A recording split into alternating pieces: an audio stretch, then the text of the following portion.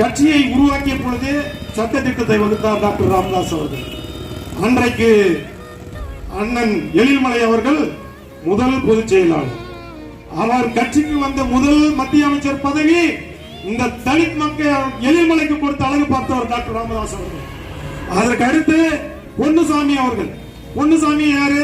அவரும் நம்பாளு, அவரும் பெட்ரோலியத்துறை அமைச்சர். இன்றைக்கு இருக்கின்றவர், இன்று வரை பொதுச் செயலாளராக இருக்கிறவர் நம்முடைய சகோதரர்கள்.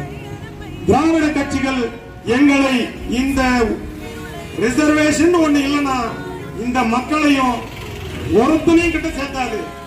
நான் கேட்கின்றேன், திராவிட பாரம்பரியத்தில் வந்த இதையெல்லாம், அதாவது உங்கள் கட்சியிலே எத்தனை மாவட்ட செயலாளர்கள் இந்த சமூகத்தை சார்ந்தவர்கள் இருக்கிறார்கள்? இந்த திருப்பத்தூர் நகரிலே வழக்கறிஞர் கூட்டம் அப்படியே, என் கூட்டம் அப்படியே நிக்குது. ஆனா ஒரே ஒருத்தம் கூட அரசு வழக்கறிஞர் இல்லை.